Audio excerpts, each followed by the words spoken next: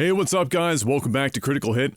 I still don't exactly know how I want to start these videos out, so that's just going to have to do for now. Today, I want to talk about a couple of interesting pieces of news that have come to light that I've spotted today as I was scrolling through my feeds. Chiefly, I want to talk about the Nintendo Switch 2 leaks. I guess that's what we're running with for now, with the Switch 2 being the name for this thing.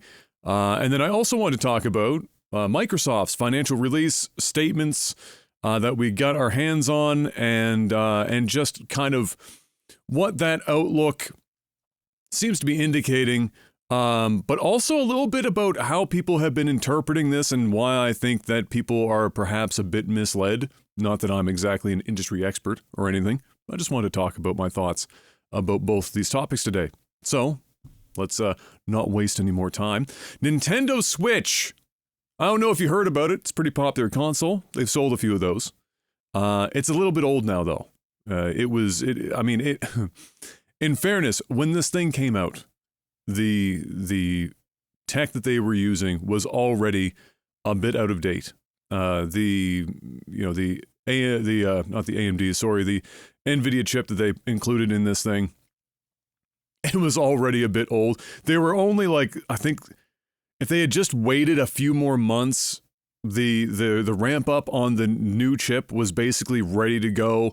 But obviously there's, a cost thing and hitting Windows for releases, and so I get it. But listen, I think we all know now that the Switch, from a performance perspective, even for those who don't really care very much about performance, is starting to drag a little bit. So all these rumors around the Switch 2 are starting to crop up because we know with some certainty that this next model is set to release sometime in the first quarter of 2025. It was reportedly supposed to come out sometime at the end of this year, but they've now pushed that into spring, which is fine and lines up with some of their other past behaviors.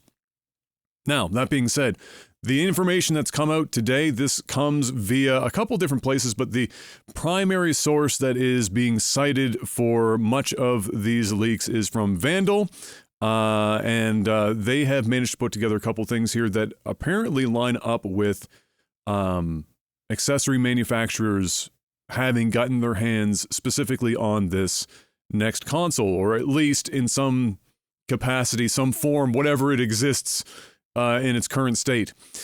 So again, still expected to be released early in 2025. Bigger than the current Switch models, but not as big as a Steam Deck. I think that's fine. When I've seen the Steam Deck, I don't know if I want to say it feels too big, but it sort of does. I don't know. For the form factor, if I was personally going to want to take something with me on the go, the Steam Deck feels like let's put it this way, it feels like the absolute outermost edge of size in terms of what I would want to carry around with me for, commute on a train or a bus or whatever, or any other kind of similar situation. And so getting closer to that, but not flirting with, the size that the Steam Deck is, I think is probably a good move. And it wouldn't shock me if that was the case.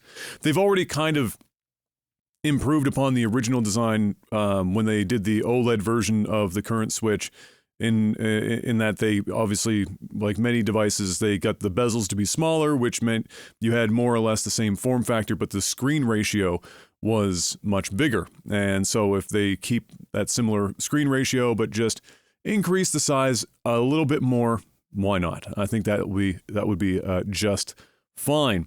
New Joy-Cons will attach magnetically to the screen. I'm going to assume it's still coming in from the sides. I don't know how else that would happen. So I think that's fine. Interesting that it's magnets. I would like to know what other mechanisms are helping lock this thing on. I mean, we're not rare earth magneting. These aren't even words. Controllers to the sides of the console, I'm sure. So whatever other thing. I don't know why they would necessarily step away. I don't know. Is it really a point of friction of sliding them in to place. I thought that system was okay. Maybe you guys have an idea or whatnot of why they would go this route or your own thoughts on that. But I personally never had any problems with just, sliding the controllers in. It definitely sounds way more secure than just some form of magnetic attachment. But clearly there would be a locking mechanism of some kind. I'm sure of that. What this does seem to hint at, though, not that this would be surprising anyway, given that we might also be getting a form factor size increase, is that the old Joy-Cons would very likely not be directly compatible with the new model of the Switch. However, I would assume that I think they just called it the Pro Controller. I don't think there was a fancier moniker than that. I should know that. I own one. That should very well still work unless they just decided to be a bit of a dick about the whole thing and just not allow that to work with the new Switch, which is great because that controller cost me an arm and a leg, and I'm sure many other people would enjoy being able to carry that forward to another console if they had the opportunity. And so that's fine. But nevertheless, not that I'm sure many people would have expected otherwise, but the current Joy-Cons are probably not likely to be included as compatible with the new model. Beyond that, they do say, in fairness, I will tack this on, they do say in fairness that it's unknown if OG Joy-Cons will be compatible. I suppose if you thought about it, perhaps in a wireless capacity, if they might not. After all, from a wireless perspective, they should be able to connect to something else if they wanted it to be the case. But Nintendo doesn't have the world's greatest track record with peripherals going backwards compatible or forwards compatible, etc., etc. So either way, I would imagine most people would be fine if they weren't, and were more interested in just at least being able to carry other peripherals forward, like the Pro Controller, for example. Further than that, there was some more discussion around some leaks. This came from another source, and this one I think came out of a Korean business newspaper, evidently. My Korean's a bit rusty, but I believe it's out of a Korean newspaper. The NVIDIA Tegra T239 SoC will be manufactured by Samsung using their 7 LPH process. That's a lot of fancy words and letters and monikers to let you know that it is one of the more recent Tegra chips. Tegra is kind of NVIDIA's mobile APU type situation. That's great news insofar as that chip would allow for DLSS and other similar performance boosting what would you even call that? I guess it's like a form of software, but performance boosting processes that would definitely be useful in a handheld environment like the Switch, and or in more specific terms, in a lower power console form factor like the Switch versus the Xbox or the PlayStation offerings, even though they too would also likely want to use that more in the future as well. Samsung's 5th generation VNAND will be used for internal storage and game cards. VNAND is just, to my recollection, is just the current way in which they're vertically stacking solid state storage. Fancy term for that. That's great. Wonderful. Sounds like they're sticking to the game cards. I think that's okay. The real question is, if Jeff Gerstmann licks the cartridge again, will it still be bitter? These are the real questions. Nobody else is asking this, just me. Journalism. Samsung will also provide the displays, but no specific type of technology, whether it be LCD or OLED, has been mentioned, but I believe that was retracted or not. That was edited later. Yes, it was. There was a correction in that the article does seem to mention that Samsung will provide OLED screens. That doesn't mean, though, that Nintendo won't have multiple models where you might have an LCD or an OLED model. Out of the gate, though, it would stand to reason that you would just want to have, have one model. And given the success of the OLED Switch, I don't know how many people would want to go from OLED back to LCD. There are some really impressive, I can't remember if they say if it's mini or micro LED or LCD panels. There's stuff that can be very impressive, but OLED is still kind of like that's the one that's really going to catch people's attention.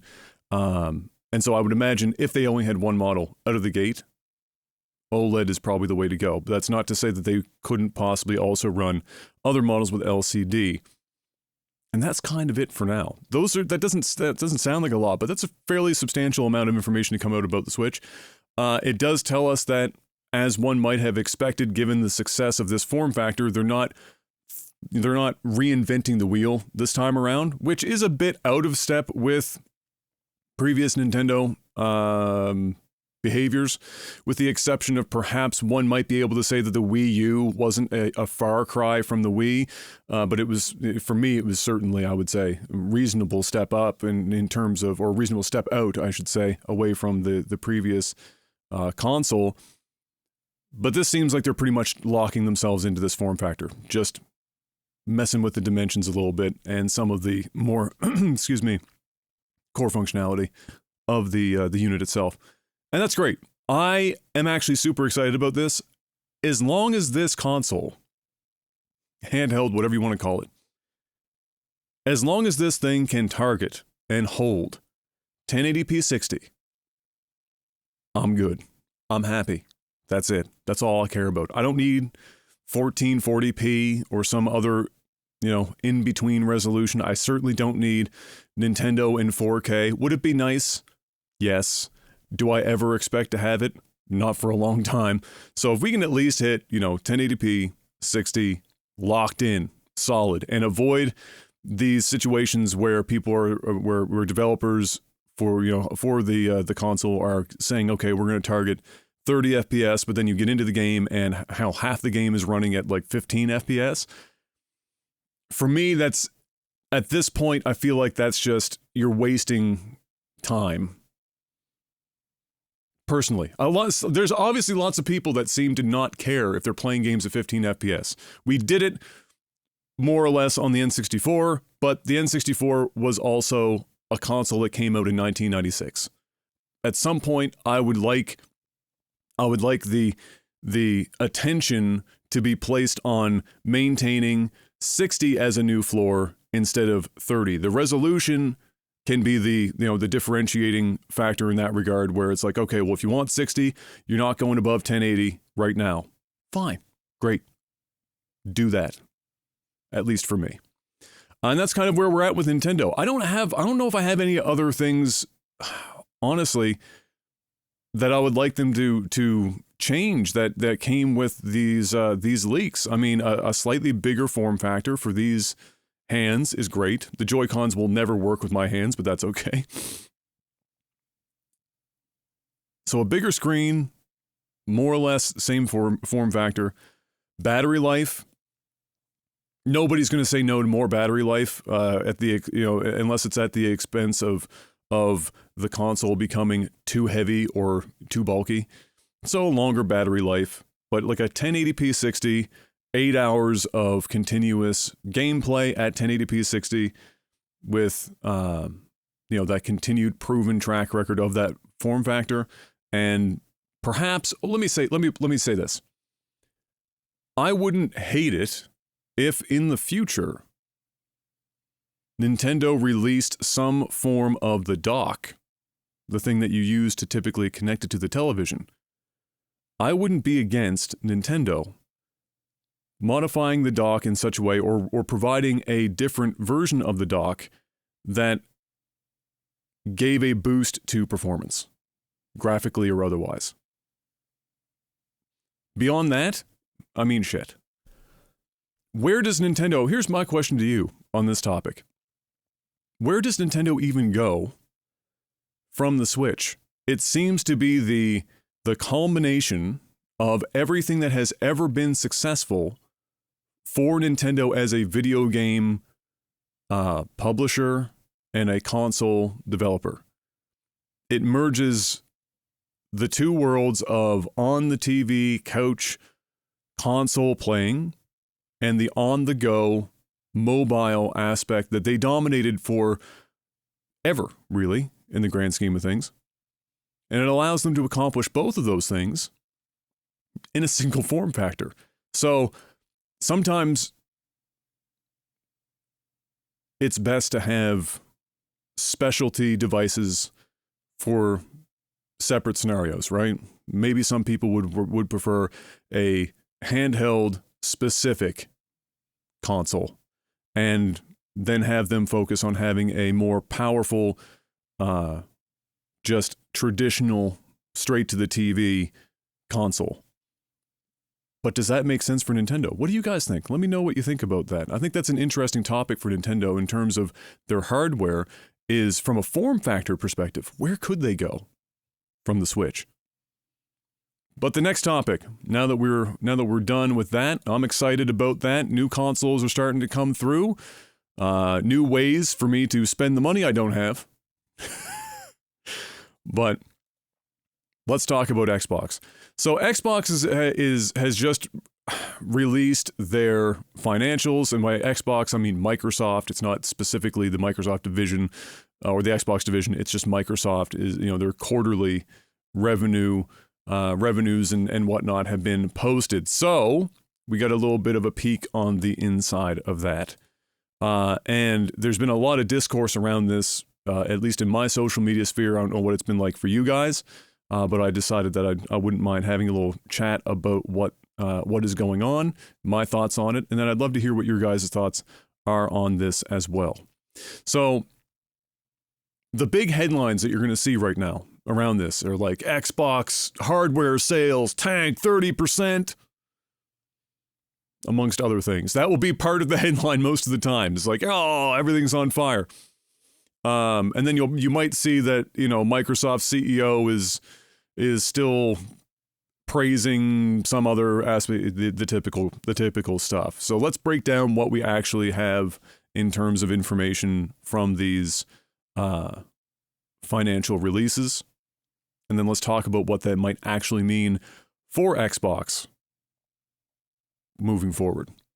So the major thing that you're going to see, as I just mentioned in terms of what you'll see in the titles, is that indeed the hardware sales are down some 30%, which is not good because we're coming out of the holiday season, which typically you would expect a drop, but Microsoft's hardware, or the Xbox's hardware performance from a sales perspective over the holiday was not that good. It really wasn't good. So to have it drop 30%, which I believe is also its worst quarterly shift, the downward trend, that's pretty substantial. However, with that being said, they're also posting that they've had some successes here. For example, they are technically up, and I'm saying technically for a reason, but they're technically up, what was it, 55%? Something along those lines? Gaming revenue is up 51%, 55%. This is where I got my numbers mixed up. So Xbox gaming revenue is up 51%, but 55% of its gaming revenue is from Activision. And that's why I said technically. Xbox content and services are up 62%. 61% of its content and services come from Activision. And as I said, the hardware is down. And here it says, this is via Insider Gaming, which I believe is a Tom Henderson gig. Yes, it is. 31%.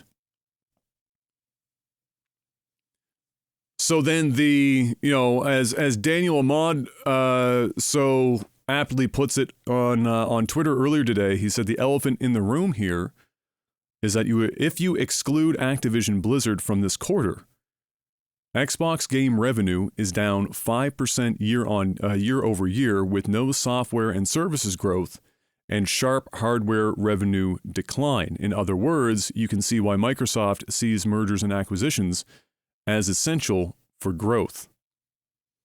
He goes on to say, one of the larger talking points recently has been hardware decline, which is a legitimate point to make, but I think it misunderstands Xbox's current strategy.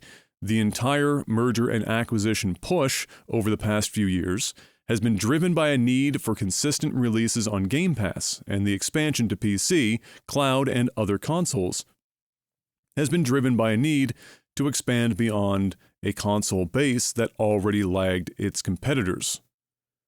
He goes on to say, this doesn't mean Xbox should or would stop releasing new hardware, but it does mean that Xbox's challenge going forward is being able to successfully offset any decline in Xbox hardware with increased spend on software and services. The Activision Blizzard acquisition goes towards achieving that, and it's why gaming revenue is still up more than 50% year over year, despite the hardware decline. And then he finishes up by saying we'll have a better idea of how Xbox is doing next year after the impact of Activision Blizzard is fully baked in. And so I agree with pretty much everything Daniel's saying here. It is something that gets a little bit misconstrued or misunderstood. There's a lot of people that are still in the mindset that the bulk of doing well in the games industry for Sony, Microsoft, Nintendo across all three. Some people seem to believe that the strategy for all three of those companies must be loosely the same from how they go about creating a successful business in the games industry.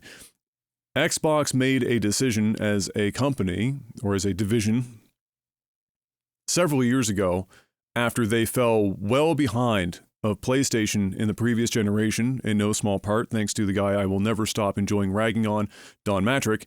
He completely torched everything. Scorched earth, as it were. They made the decision that if they were going to be successful here, they might have to take on a different approach than just we need to sell more consoles than our direct competitor, which in this instance would be Sony. That new strategy is centered around, as you might imagine, Game Pass, streaming games with xCloud, which has not really come to fruition as of yet. That's still lagging behind. I believe Nvidia's offering, what's that called? GeForce Now, if I'm not mistaken, I think is still market leader in that respect. But they're taking a much different approach, almost publisher-like, if you want to say it that way. I think in another, my other video essay and article that I did recently, I likened it to perhaps Microsoft looking at Steam and saying, yeah, Gabe's got something great going on over there. Maybe we should go down that road a bit, right? The difference being that Microsoft is buying everything up along the way to make that happen. And that ties into this Activision section here. So if you pull Activision out of this equation, because they only just, this acquisition only just happened recently in the grand scheme of things, they'd actually have been down like 5% or so, something in that neck of the woods. And so this acquisition, within reason, is perhaps as much about keeping the Xbox division afloat as it is propelling them forward. Because if you take it away and you're shrinking, that's a problem. Now this acquisition isn't necessarily just about an additive thing. It's now also the thing that's keeping your head above water. In this instance, because it's a $70 billion spend or a $69 billion spend, it's not just keeping their head above water. It's they delivered a yacht, and now they're sitting on said yacht. So it's working in that respect. But like Daniel said as well, we'll have a real good idea probably by the end of next year or sometime into next year how that's all going to pan out in the bigger picture for Microsoft and Xbox. But something else that was pointed out in regards to all this, and I tend to agree, is that you can't just, if the strategy for Microsoft at a surface level, it might seem like, okay, well then they don't really care much about hardware sales because they're going almost all in on this service side, publisher side situation. You know, maybe they don't need to worry so much about hardware, but you have to be careful with that, of course, because even though their strategy obviously includes getting Game Pass and Xbox-headed games on as many different pieces of hardware as possible, whether that's even the more recent move to have games like Sea of Thieves on PlayStation, or it's getting other services on mobile, etc. You still want to be able to have like your own hardware carrying a lot of that load and propelling subscriptions or new or additive subscriptions to your service, if possible, within your own ecosystem, and that would require your own hardware to actually sell. So on that front, we do know that from the leaks that happened during the court case earlier mid last year. When did the leaks for that actually pop up? Doesn't really matter all that much. That we're likely to get a refresh of the Xbox in a similar window as we are apparently also going to be seeing with PlayStation, and that's in the end of this year sometime. If one had to take a guess, they would like to hit the holiday window. Santa Claus is coming to town, and perhaps they wouldn't mind it if Santa was handing out the new consoles instead of the old ones. So that will be, I think, a really telling time for Microsoft. How well does this next iteration of their console do? How much does this stretch an already tensioned developer experience, in that right now, famously, they require many of the developers to not just have the games run well on the Series X, but also the Series S. So if you're going to attack a mid-life cycle refresh, and now there's a third tier of performance, are they going to require them to canvas all three? Does that hamstring one or more of the upper ends of their own product stack? Does the new console even move the needle? I don't know. But what I do know is that with certainty, clearly Microsoft wants to still sell hardware, and so they're still going to look for ways to push more consoles. I don't think anyone at Xbox is sitting back and going, oh, yes, thank God, we sold 30% less consoles this quarter. Like, nobody's happy about that. They do expect the next quarter to also decline. So they're aware of this cycle. Now we get to see how they break it. I guess my question to you guys is, do you care about a mid life cycle refresh of Xbox or PlayStation? We know we're getting both. You know, the PS4 Pro and whatnot was certainly a solid addition to the lineup in the last generation. But it feels like this generation is just different. Like, these consoles already feel so powerful, and that we haven't gotten everything out of them, or even close to everything out of them yet, and we're already talking about these refreshes, even though, technically speaking, on a timeline perspective, by the time they come out, it will actually have been longer since the launch of the original consoles before the refresh began. Something else to keep in mind. Time is a flat circle, of course. But yeah, I don't know where Microsoft is going to go with this. I find Microsoft's strategy with Xbox to be very interesting. I find it to be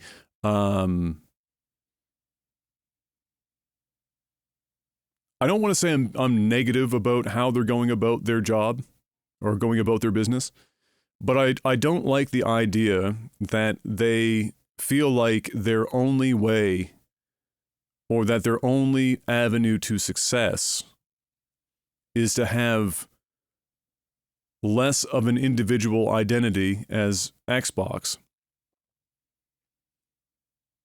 and just buy up more of everyone else's stuff because they seem to struggle to create their own. That's just kind of unfortunate. I just wish that didn't have to be the case. They've got so much IP available to them. They just seem to continue to struggle for many of their own internal houses outside of perhaps Turn 10 and Playground Games, maybe one or two others to some degree, to generate consistently good games. Everything else seems to be kind of tenuous. The other thing to keep in mind is that they just seem to not want to allow a lot of these houses to make use of older IPs or make new ones. You look at Sony's side, and a lot of their first-party development houses have been able to kind of branch out and try different things with great success. But yeah, just throwing around $70 billion at a time and seemingly not getting anything out of the stuff that came before, or not getting nearly as much as they probably should out of it. It just feels like you're just feeding this maw that's never, satiated, never happy. And so I hope they find their footing. It felt like they had their footing early on with the Series S and X launch. That felt like there was something there, and then it just didn't culminate in anything. And so we'll have to wait and see. But before this video turns into a 50-minute one, it's already a half an hour long. I am the least capable person in the world of being brief about anything. You know what I might do today on this one? Just to see. I'm not going to do like any lower thirds or over-the-shoulder images and stuff. I'm just going to put this up and see how it does. Let me know if you're watching this, especially if you've made it all the way to the end, which will be probably about 15 to 20% of you. If this format is fine, or if you would still prefer the occasional change of scenery. You don't want to look at this ugly mug the whole time. Let me know. Either way. If you like the video, comment. I'd love to hear comments on these two topics today. I think both are very interesting. Patreon.com/criticalhit, spelled the same as it is here on the channel, and criticalhit.com if you want to read articles and whatnot that might not ever make it to video here on the channel as well. I appreciate all your support, guys. It's been a wild couple of weeks. Lots of great traction, lots of good discussion. Love seeing it, and hopefully I'll see you again soon. Until then, peace. I just realized if I do it this way, I'm not going to be dumping this into After Effects or Premiere or anything. So I'm just here awkwardly reaching for the stop recording button. I'm a professional.